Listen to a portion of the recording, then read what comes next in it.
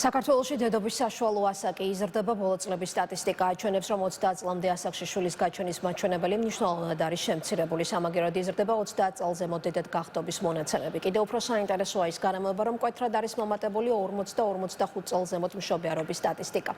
საქსტატის ოფიციალური მონაცემებით დედად გახდომის საშუალო ასაკი ახლა უკვე 29 წელს შეადგენს. მაშინ როცა 2013 წლისთვის ეს მაჩვენებელი 26 წელი იყო. რეპროდუქტოლოგები ევროპის ქვეყნების მაგალითების გათვალისწინებით ამ ტენდენციას ბუნებრივად მიიჩნევენ და მომავალში საშუალო ასაკის კიდევ უფრო ზრდას პროგნოზირებენ.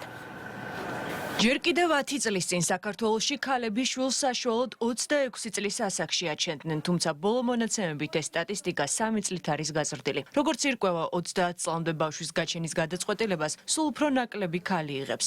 სამაგეროდ იზრდება 30-დან 40 წლამდე მშობიარეთა რიცხვი. მიზეზი იმის, თუ რატომ არ ჩქარობენ ქალები შვილის გაჩენას არაერთია. მე ვფიქრობ, რომ ეს ბევრი არასამედიცინო მიზეზითაც შეიძლება იხსნას, იმიტომ რომ ოჯახებს უფრო გვიან ქმნიან ეკონომიური და სხვადასხვა მიზეზების გამო. შესაძლებელია შვილი არ იყოლიონ პირველ წლებში, ამთავრებენ ინსტიტუტს, კარიერას მოიწყობენ, ეკონომიური თვალსაზრისით ფეხზე როცა დადგებიან და ესე მერე აჩენენ შვილს.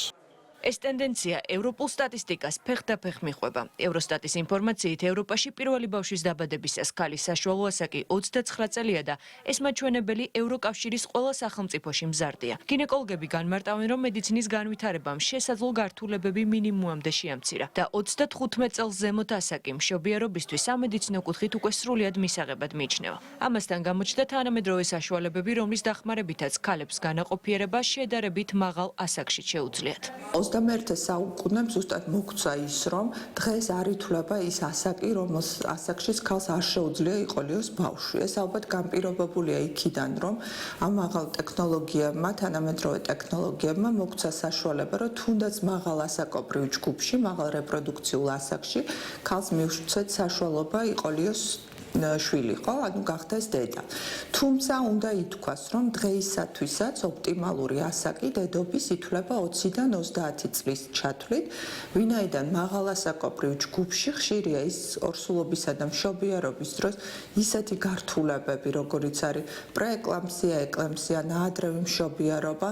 სპეციალისტები მიიჩნევენ, რომ დედათა ასაკის ზრდა დადებითი ტენდენციაა, რადგან ის ნაადრევი ქორწინების შემცირებასა და საზოგადოებაში ქალის როლის გაძლიერებას უწყობს ხელს. ეს ასაკიც უნდა სწორად იყოს გათვლილი. ახალგაზრდა ქალბატონი მზად არ არის დედობისთვის, თუ პასუხისმგებლობაზე არ ვისაუბრეთ, უბრალოდ მას არ აქვს გააზრებული ეს ზრუნვალობა, რამდენად მნიშვნელოვანია შვილი მის ცხოვრებაში, სხვა ფაქტებით, ანუ სხვა საკითხებით უფრო არის დაკავებული და ინტერესის წყაროს უფრო სხვა საკითხები წარმოადგენს ვიდრე შვილი, ხო? შესაბამისად ეს იწვევს სერიოზულ დისკომფორტს, როგორც საკუთარ თავთან, ასევე ფსიქოლოგიურ ჩაკეტილობას, დეპრესიას.